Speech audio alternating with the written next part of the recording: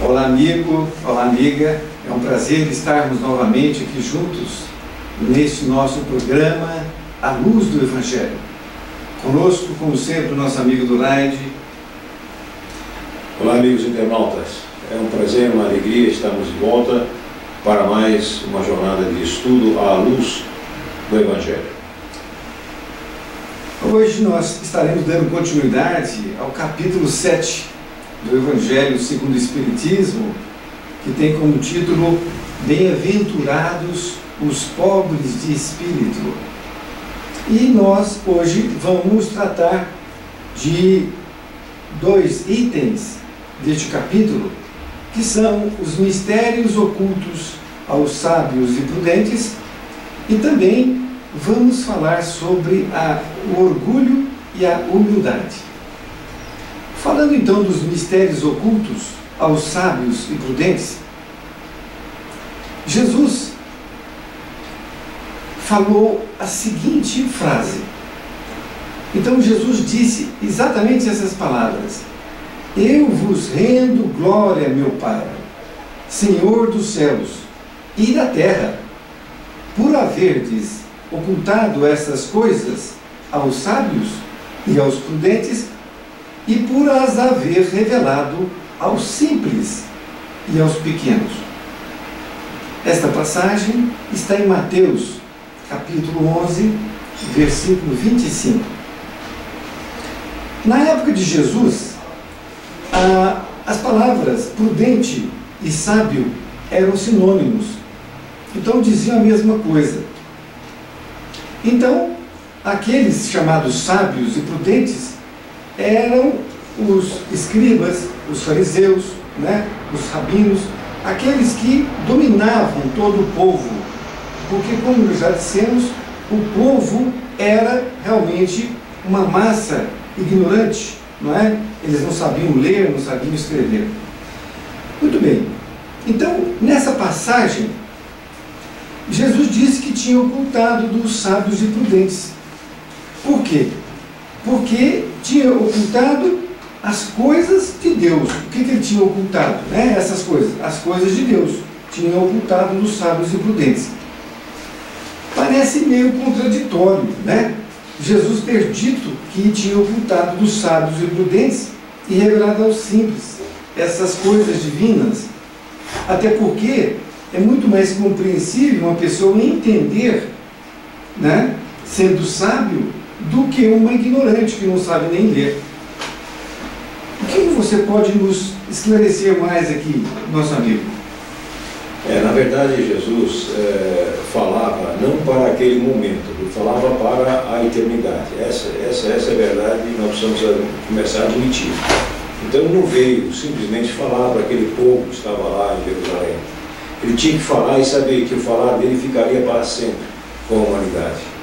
Então, quando ele mostra esse processo, porque ele também tinha, e é preciso também nós começamos a entender, que Jesus tinha realmente uma perspicácia muito profunda sobre a psique humana, conhecia profundamente o ser que estava ali encarnado, nós conhecia e nos conhece, porque isso é típico de espíritos evoluidíssimos. Isso é que nós precisamos também compreender. Então, não se trata de milagre. Não, o milagre é ele ter deixado de ser o que era para ser o que ele é realmente hoje, num crescer constante. Então ele sabia que o ser humano, à medida que estivesse ganhando algum conhecimento ou se intelectualizando, poderia até se confundir com Deus. Isso nasce aonde, meus irmãos? Nasce do orgulho do homem. As pessoas que sabem um pouco mais que os demais realmente sentem-se vaidosas, orgulhosas, cheias de si, e já começam a ver o seu irmão de uma forma diferente, com eles sendo uma casta diferenciada da sua. Ele vai adquirindo uma postura na vida muito, muito, muito perigosa, muito material, a ponto de achar que não precisa mais de Deus, que ele agora tem todo o conhecimento da ciência para poder trabalhar. Ele não para, não pensa, não analisa, que ele é fruto de uma inteligência esta que lhe permitiu adquirir esse conhecimento. Porém, inteligência esta que veio do Pai, que poderá lhe tirar a qualquer momento. E ele também não entendeu que, uma vez ciente das coisas, não é para que ele guarde isso nos seus álbuns, né, que vão ficar para a eternidade. O que ele vai guardar é o que ele fizer de bem e de bom com esse conhecimento que a sua inteligência lhe permitiu. Inteligência é essa, então não repetir, que Deus lhe permitiu também. Então o que ele tem que fazer? Zelar os seus irmãos menores.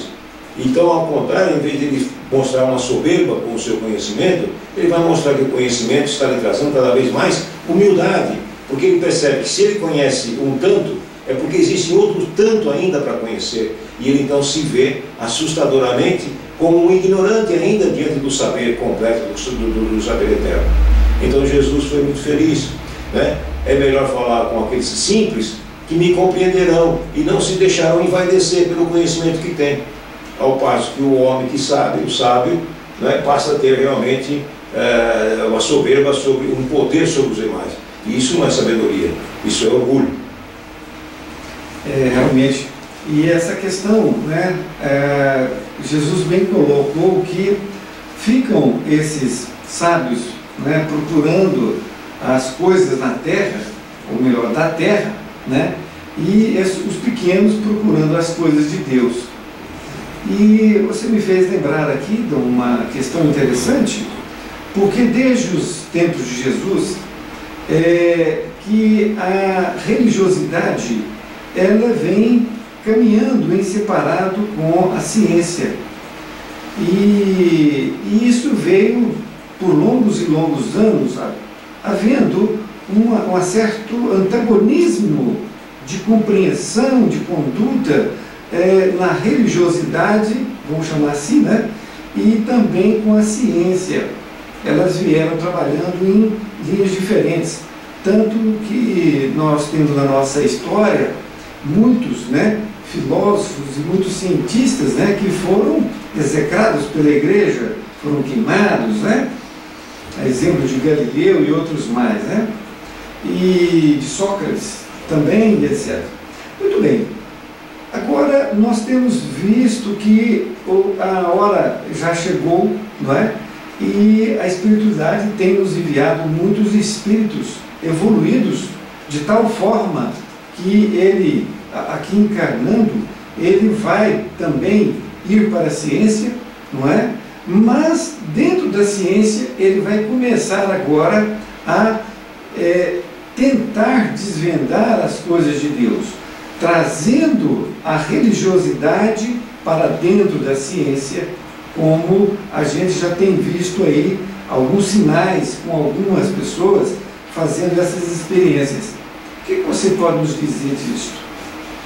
É interessante que Allan Kardec, o codificador da doutrina dos espíritos, ele, quando consultava os espíritos, ele chegou a uma ocasião a perguntar a eles: vai ser a doutrina espírita que vai provar para a ciência se ela está certa ou errada? E os espíritos foram categóricos: não, é o inverso, é a ciência que vai provar que o espiritismo está no caminho certo.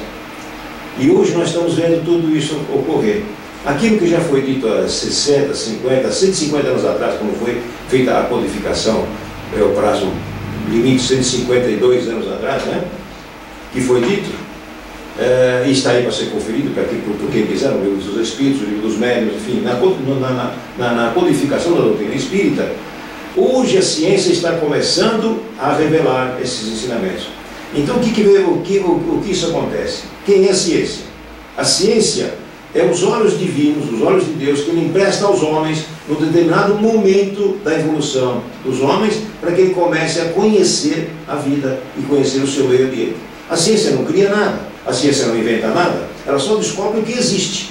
Ciência é para descobrir o que já existe. Uma ação e reação de um determinado produto vai levar a um terceiro produto. Ótimo, ela vai desvendar e saber por quê, de onde veio e por que isso está ocorrendo.